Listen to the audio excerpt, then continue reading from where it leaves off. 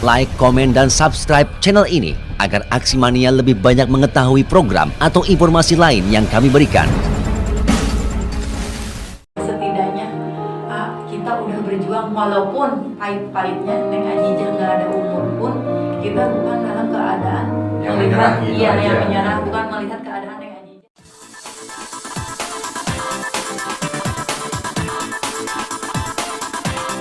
Halo Aksi Mania, kembali lagi bersama saya Muhammad Azmi di Aksi Radio Channel. Dan seperti biasa di studio kita akan berbincang-bincang dengan narasumber yang sudah hadir bersama kita. Kita langsung sapa. Halo Teh Eka. Teh Eka kan betul ya? Iya.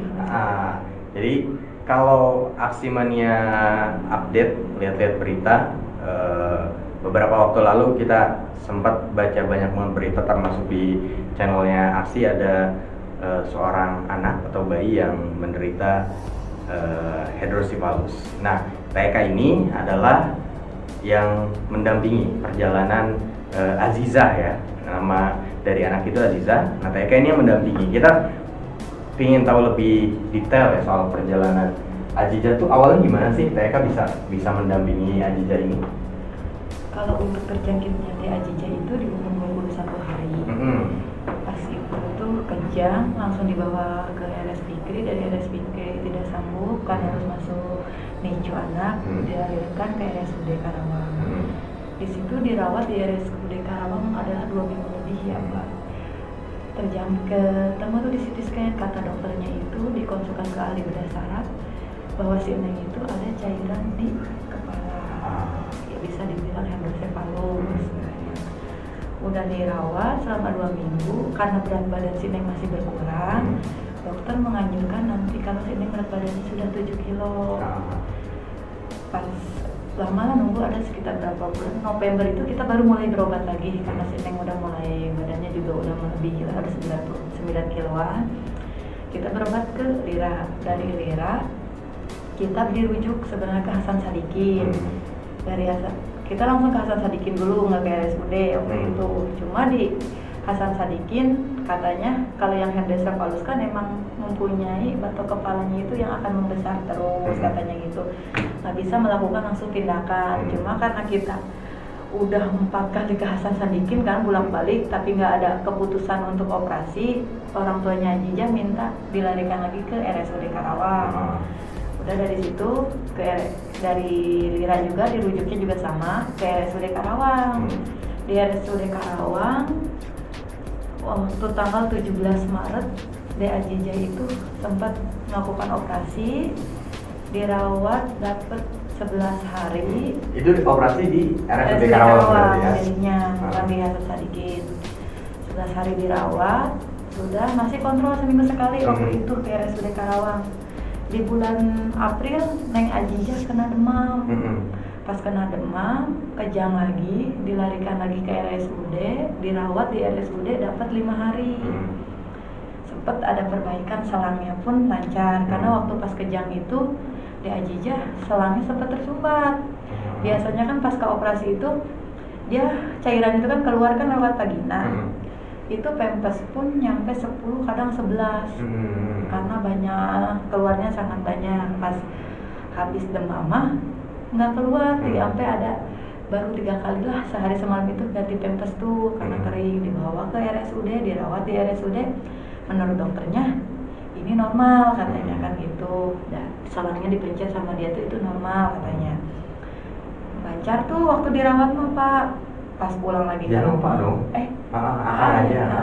Berasa tua banget ya. Udah gitu pas udah santai deg-degan banget kayaknya ya. sama Pak, udah 11 hari pas pulang kepalanya tuh kita lihat dari minggu ke minggu makin membesar. Kita kontrol lagi lah, emang tetap kontrol rutin ke RSUD itu seminggu sekali. Di bulan awal Juni kemarin kita akhir Mei kita ke puskesmas. Dari puskesmas dikasih rujukan lagi ke Lira. Dari Lira kita diarahkan oleh dokter anak itu ke rumah sakit PON, dikasih rujukan untuk ke IGD. Nyampelah si Neng Ajijah pengobatan lanjutnya hingga sekarang itu masih di RS PON. Nah sorry, sebelum dilanjut berarti sebetulnya dari awal ya, dari awal itu sudah terdiagnosa ya. Iya. Nah terus apa sih yang bikin kan sempat bolak-balik juga ke Rumah Sakit Hasan Sadikin ya? Iya. Sampai 4 kali gitu. Apa Iya. yang sebetulnya yang bikin kenapa nggak langsung ditangani waktu itu? Kalau menurut di dokter Hasan Sadikin mah katanya kalau untuk yang hidrosefalus itu emang mempunyai batok kepalanya yang udah terbiasa akan membesar terus katanya gitu. Ya cuma karena keluarga juga ngeri yang ngelihatnya, udahlah teh kita ke RSUD katanya. Berarti gitu. waktu itu artinya Rumah Sakit Hasan Sadikin itu sudah memutuskan bahwa itu nggak akan bisa ditangani ya? Iya, kalau dibilang nggak bisa ditangani, kata dia kalau belum kayak mana ya jawaban dari Hasan Sadikinnya tuh dokternya bilang kalau belum nggak ada gejala untuk kayak kejang, kayak sineng muntah-muntah itu ya nggak apa-apa, jangan dulu ditindak. Cuma kan Gitu. iya kalau kita kan nggak ngerti ya dalam bidang kesehatan, ngelihatnya juga makin sinengnya kondisi kepalanya dengan makin nggak tega membesar juga kan, lah nggak ya. tega. Ya udah kita lari ke ke RSUD Karawang, dioperasinya di RSUD Karawang. Cuman pas dibawa ke rumah sakit PON, setelah dirawat 23 hari di rumah sakit PON, si cairan di dalam kepala itu diambil, dicek di lab, ternyata tumbuh bakteri. Gitu. Iya. Itu ketahuan nggak sih kenapa bisa sampai tumbuh bakteri itu? Kemungkinan kalau menurut dokter mah akibat pasca operasi yang kan perawatannya yang kurang bersih kayaknya mah. Mungkin ya. Mungkin kita juga nggak tahu, cuma yang dokter ngejelasin si Neng itu di cairannya tumbuh bakteri. Untuk sekarang mau melakukan operasi yang kedua pun kan si Neng di rumah sakit PON itu di 3 dokter, spesialis bedah saraf, dokter anak, sama bedah kulit. Si kulitnya sini masih luka belakangnya. Jadi itu habis setelah operasi itu setelah ya? operasi kan karena posisi dari bayi ya, dari 21 hari lah ya, hitungannya nyampe sekarang udah 13 bulan tuh kan sini terbaring terus di tempat tidur. Jadi kepalanya tuh ngejeplok, tumbuh luka baru, bukan bekas operasi, cuma karena tidur terus karena panas. Dokter yang di sana nyaranin 2 jam sekali sinengnya dimiringkan gitu. Jadi sekarang mau keputusan operasi pun nunggu luka yang di kepalanya benar-benar kering. Berarti nanti akan ada rencananya akan ada operasi kedua ya. Iya. Nah kalau sejauh ini menurut dokter sendiri yang menangani Aziza ada kemungkinan maksudnya bisa disembuhkan atau enggak sih sebetulnya? Kalau untuk penyembuhannya dokter sih hanya bilang semoga ada mukjizat dari Allah. Karena otaknya Neng Aziza itu setelah hasil CT scan kedua pasca operasi ternyata otak kecilnya tuh udah benar-benar kecil dan otak yang lainnya pun udah terpisah. Gitu. Iya. Nah kondisi Aziza sendiri sekarang seperti apa? Kondisi terakhir itu? Sudah tidak baik-baik Pak. Udah mulut pun sudah mulai tidak bisa terbuka, minum pun sudah pakai selang, minum susu. Karena si mulut tuh udah benar-benar abad, nggak ada nangis, nggak ada senyum ya. Kalau kaki juga paling kalau kita ngusapin kepalanya kayaknya ngerasa sakit ya, baru dia ngegerakin badan. Jadi kalau suara mungkin nggak bisa keluar ya? Keluar. Ya dari si bibir pun udah rapet banget sih, nyampe kemarin juga sempat keluar darah, kayaknya mah lidahnya itu kegigit kayaknya mah. Karena udah istilahnya udah lost control atas dirinya sendiri ya. Nah terus kemudian untuk selama ini kan berarti 13 bulan ya, 13 bulan ini kan bolak-balik ke rumah sakit, terus operasi dan lain sebagainya, itu kan makan biaya yang lumayan ya. Nah untuk kita bicara tindakan medisnya dulu deh. Tindakan medis itu sejauh ini dibiayai oleh pemerintah lewat BPJS. Berarti masih oke lah ya kalau tindakan medis. Cuma untuk biaya-biaya yang lainnya kayak ya bolak-balik ke rumah sakit kan itu butuh ongkos. Nah, itu selama ini gimana pembiayaan keluarga atau gimana? Kalau kemarin sih sempet ada bantuan juga kan dari relawan-relawan. Sekarang mah ya mungkin kita kembali lagi dari nol. Apalagi semenjak dokter yang dari rumah sakit PON itu untuk nyaranin Neng Aziza itu susunya diganti ke Pediasur. Sekarang kontrol ke rumah sakit PON itu seminggu 2 kali. Minggu kemarin noron, seminggu 3 kali kita bolak-baliknya. Terakhir nanti hari Senin baru balik lagi. Nah kalau TK sendiri keluarga sebetulnya dari Aziza itu atau tetangga atau gimana sih awalnya bisa ikut dampingin Aziza? Kalau awal saya dampingi Aziza mah kebetulan anak saya momongnya oleh adiknya bapaknya Aziza gitu. Jadi mungkin begitu tahu kondisi Aziza ikut bantu lah pada akhirnya, dan sampai sekarang masih alhamdulillah terus, masih terus, belum bisa ngelepasin karena ya emang karena orang tuanya sekarang bapaknya itu ya cuma bisanya tuh teh ini harus gimananya sama saya doang.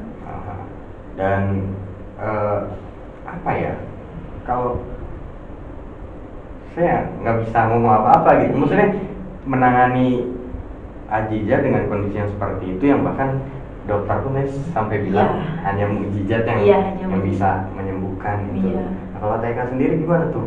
Apa ya perjalanan selama ini mendampingi dalam kondisi yang mohon maaf banget, termasuk juga sama keluarganya Aziza, mohon maaf kalau saya harus ngomong kayak gini, kayak memperjuangkan hal yang lebih besar kemungkinannya akan gagal gitu. Iya, cuma kalau saya ngelihat dari semangat ayahnya. Ayahnya semangatnya tinggi buat kesembuhan Aziza. Mungkin dari situ kekuatan saya juga masih sampai mendampingi sampai saat ini. Karena ayahnya yakin anaknya bakal sembuh ya itu mah. Tapi ya kita juga pasrahkan lagi.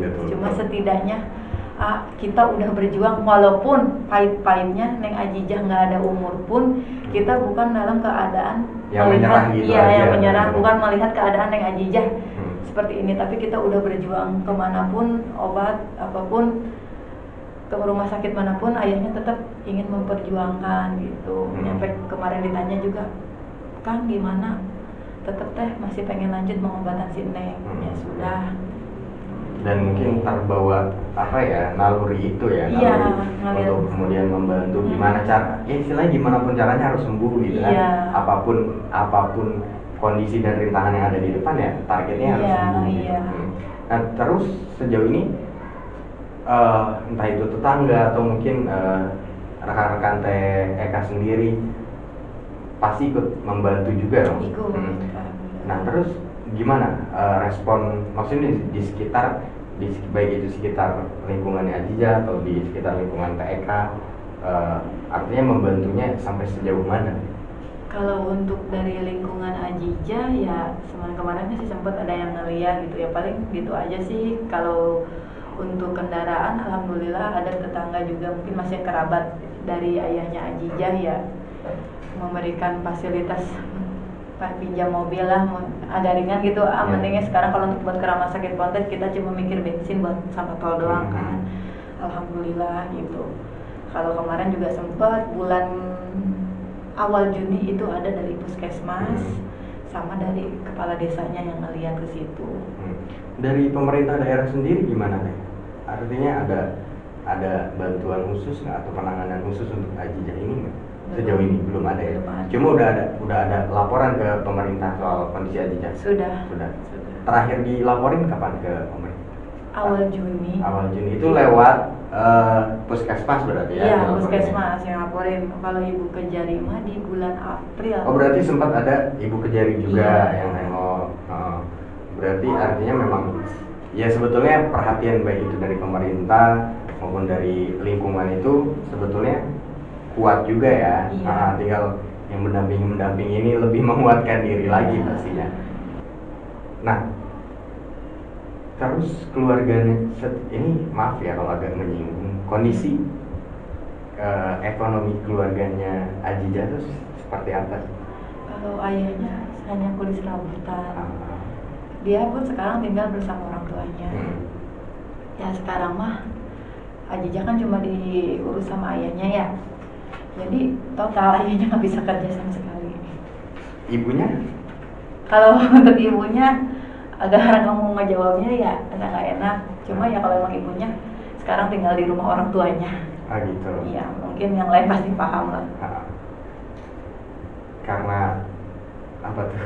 Ya kayaknya mah ada miskomunikasi dengan ayahnya. Jadi udah dari awal Mei setelah pasca operasi Aziza dapat 2 minggu, antara bulan Aprilan ya, ibunya itu memutuskan pulang ke rumah orang tuanya. Artinya udah berpisah ya? Udah berpisah lah ya. Akhirnya mau nggak mau ayahnya Aziza ini yang harus betul-betul sendiri ngurus Ajija. Makanya pas kemarin pun dia sempat cerita teh ada yang nawarin kerja, cuma pulangnya seminggu sekali, kan kuli bangunan ya. Dia bingung untuk meninggalkan Ajija, kan kalau ibunya dia itu kan udah tua. Kalau ninggalin juga kan gimana gitu. Makanya. Nah, lokasi rumahnya Ajija sendiri ada di mana sekarang? Di Desa Sukapura. Desa Sukapura, Kecamatan Rawamerta. Kecamatan Rawamerta. Berarti ya siapa tahu ada yang mau ikut jenguk Ajija, mau tahu kondisinya seperti apa dan ikut membantu ya pastinya. Membantu kan nggak cuma soal materi ya, bisa jadi kasih support karena ya seperti apapun kondisi Ajija pasti ketika ada yang datang dalam naluri manusia pasti ada dorongan motivasi ya untuk sembuh. Nah, Taeka sendiri sejauh ini kan seminggu berapa kali? 2 kali. 2 kali harus ke Jakarta bolak-balik. Keganggu nggak sih kerjaannya, aktivitasnya? Ya kalau untuk itu sih ya mungkin dibilang keganggu nggak keganggu sih, alhamdulillah ya. Emang saya udah nyempetin di jadwal Neng Ajijah kontrol mah. Saya fokus untuk Neng Ajijah dulu. Gitu. Baik, tempat TK kerja pun sudah mengizinkan. Sudah mengizinkan, ya. alhamdulillah. Berarti memang butuh betul-betul dorongan support dari semua pihak ya. Terus kalau TK udah nikah belum sih? Udah punya anak juga. Udah. Nah, gimana perasaan TK gitu? Satu sisi sebagai seorang ibu, satu sisi ngurusin ya walaupun bukan anak sendiri, bukan anak kandung, dengan kondisi seperti itu, apa yang ada di pikiran sama hatinya TK? Kalau ke si Nengnya sekarang ke Ajijah ya bukan ngerasa ke orang lain karena mungkin didampingi dari kecil, tahu perjalanan si Neng ya udah kayak ngerasa ke anak gitu. Kalau ada apa-apa mau di WA sama ayahnya malam pun kalau emang mau ke rumah sakit ya ayo gitu. Nyampe pas waktu pertama masuk rumah sakit pun kita ya sama ayahnya Ajijah bertiga ya sama supir nyampe pulang. Nah, terakhir Ajijah itu bisa merespon entah itu merasa sakit, merespon rasa senang gitu, bisa senyum, itu kapan? Akhir Mei berarti udah kurang lebih 2 bulan ya? 2 bulan udah betul-betul nggak bisa respon sekitar ya? Udah nggak ada nangis, sekarang apalagi sih, sampai bibir pun udah nggak bisa terbuka. Harapan TK apa sih? Baik itu buat Ajijah atau mungkin yang lagi nonton video ini? Kalau harapan Eka ya buat yang nonton juga minta doanya yang terbaik buat si Neng, buat Neng Ajijah juga ya. Kalau memang masih sanggup untuk berjuang ya ingin sembuh ya itu yang dipinta ya, emang kita mah pengennya sembuh. Cuma kalau Allah menakdirkan lain ya kita terima apapun itu, setidaknya kita udah berjuang gitu. Oke. Kak, terima kasih banyak udah saya mewakili mungkin para penonton yang banyak di sana yang punya perhatian yang sama untuk Ajijah, mengucapkan terima kasih banyak sama TK udah mendampingi Ajijah dengan sepenuh hati dan penuh perjuangan pastinya, dan berharap juga akan ada bantuan-bantuan yang lebih banyak lagi untuk sama-sama bahu-membahu yang memberikan support terbaik lah untuk Ajijah. Pastinya sekali lagi terima kasih banyak TK udah nyempetin juga main-main ke studio ini. Jangan bosan-bosan untuk main ke sini ya. Nanti mudah-mudahan nanti main ke sini lagi kita bercerita soal kesembuhannya Ajijah ya. Amin. Dan Aksimania, untuk kalian yang mau ikut donasi untuk kesembuhan Ajijah, kita support Ajijah, kita kasih semangat. Dan yang ingin ikut berdonasi, cara dan linknya kita sisipkan di deskripsi video ini. Saya Muhammad Azmi, terima kasih banyak sudah menyaksikan video ini. Jangan lupa untuk like, komen, dan share video ini sebanyak-banyaknya. Sampai jumpa. Radio siaran sosial dan niaga, akrab di